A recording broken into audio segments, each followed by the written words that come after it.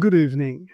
We begin tonight in Gaza, where a powerful winter storm has deepened an already catastrophic humanitarian crisis, leaving thousands of displaced Palestinians exposed to flooding, freezing temperatures, and collapsing structures.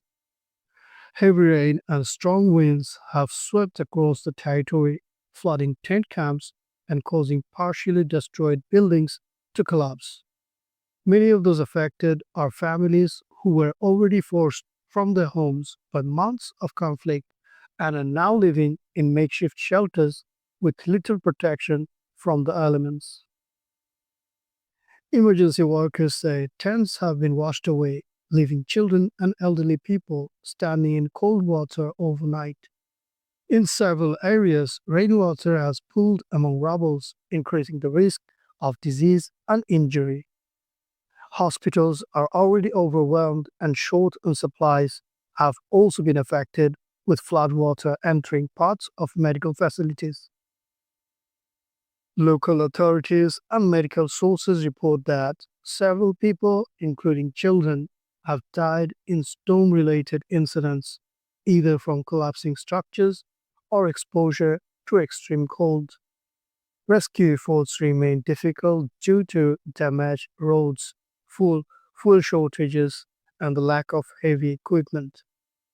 The United Nations warns that hundreds of thousands of displaced people are at serious risk, particularly those living in low lying areas or near bomb damaged buildings that can no longer withstand heavy rain. Aid agencies say winter sized tents, blankets, and heating materials are urgently needed. However, humanitarian groups continue to raise concerns over restrictions on aid entering Gaza, saying critical shelter materials remain blocked or delayed at border crossings. They warn that without immediate access to proper housing and relief supplies, the death toll could rise as winter conditions worsen. The storm has once again highlighted Gaza's severely damaged infrastructure, where drainage systems, housing, and basic services have been weakened by prolonged conflict, leaving civilians highly vulnerable to natural disasters. As temperatures continue to drop, international aid organizations are calling for urgent action, warning that without rapid intervention, winter may prove just as deadly as the war itself. We'll continue to follow this developing humanitarian emergency.